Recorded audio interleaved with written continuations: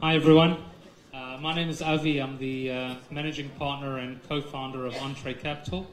On my left here is Brandon, who's a nice Jewish boy from New York. We flew in yesterday, so welcome to Israel. And Brandon is the co-founder and chief executive officer of Stash. Entree Capital was very fortunate to be able to invest in Stash at the start of its journey in its seed round. Stash today has raised over $160 million, serves over 3.5 million people in the US. And what we wanted to do is just maybe take a different view to the other startups here and just kind of share Brandon's story a bit about how he's raised so much funds on the back of success. And over to you, Brandon. Cool, thank you. It's really nice to be here, to not just to be in Israel, but also to be in Israel talking about Stash, which is really cool. You know, we started the company in 2015 because after my co-founder and I ran a global trading business at a big global bank, realized that even the people that worked in a large bank didn't know what to do with their own money. And we spent a lot of time walking around the streets of New York City asking people in the street about money and about investing and about their financial futures. And the answers we heard were really scary. No one had any idea about investing. No one had any idea about saving. And people would rather bet their retirement on a lotto ticket than actually put money in safe. And so we decided to quit our jobs to start Stash. And fast forward to today, Stash is a financial platform for the 80% of America that live paycheck to paycheck. And so we provide them investing, banking, and retirement services in a mobile app. And we've grown really quick. So we have over 3.5 million customers now that have over 5 million accounts with us. And the core principle is to not just ask someone to start investing, because they're not going to do that, but we built a financial education platform so that people can learn as they do. So they can start with $5 and they can make a positive habit out of it. And ultimately, on the platform, through the power of data that we have, we can help them open up a retirement account and start there, and then move their bank account now onto Stash and bank with us. And it's a very powerful tool for the customer, because at the end of the day, the customer wins and we can build a great business at the same time.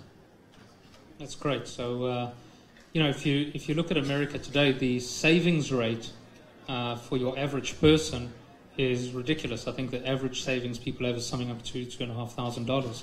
Yeah, it's really ridiculous. It's scary. There's a lot of data that says, and we see it, that about 50% of people in America can't come up with $400 in a medical emergency. And there is a stat that 80% of people in America live paycheck to paycheck. So there's a massive wealth gap. It's hard to see it. I lived in a hedge fund bubble since 1998. It's hard to see it in Manhattan. But when you go 20 miles west of the city, you start seeing it. And people live fine. The average household income in America is $50,000. So there's not enough money to save, but there's enough money to live.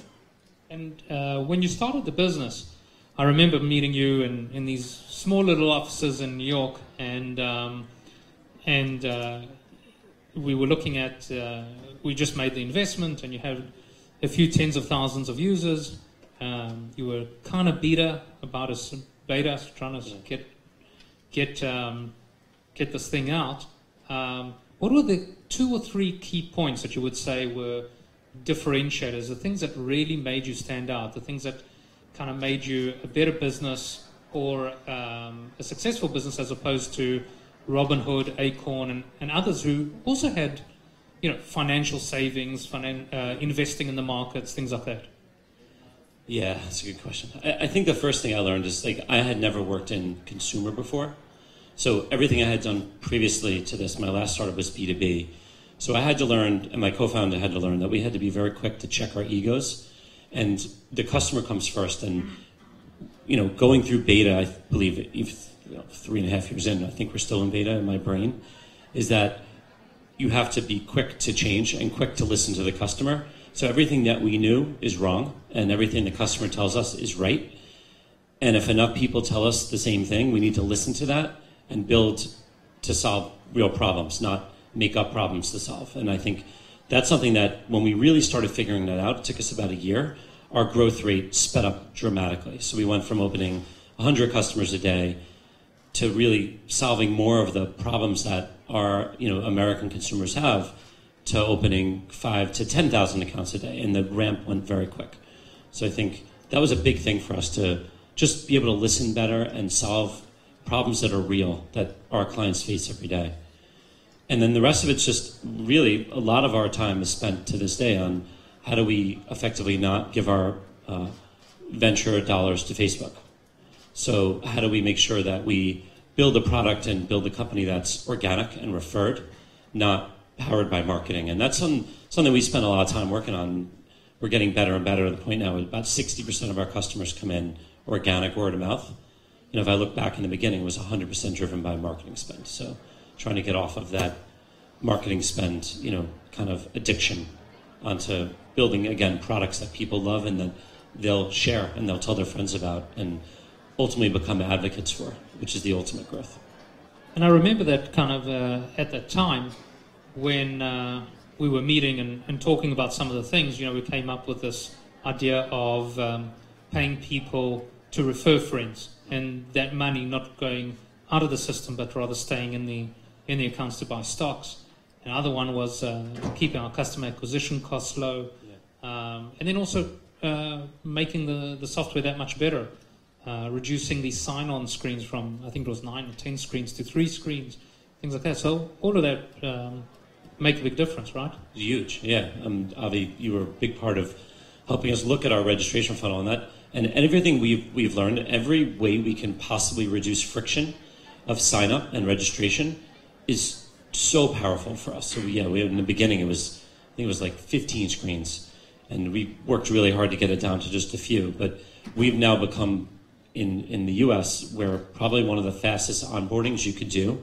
So you can open up an investing account, a retirement account, and a bank account with us doing full AML, KYC, and fraud in under 2 minutes. And that took a lot of work. It took years to get to that point, because it's not just a user experience issue, but it's also a back-end engineering problem, because we need to make all this work seamlessly and have you funded at the same time. I think that's one. On the referral thing, referral for us is huge, right? Giving, and Avi helped us a lot with that, is creating a referral engine where friends will refer friends and get a bounty for it. Now makes up close to 10% of our business. So you'll get $5 and you'll give your friend $5 to start. It's very, very powerful, and it works really well. So, we only have a very short time, 3 minutes left.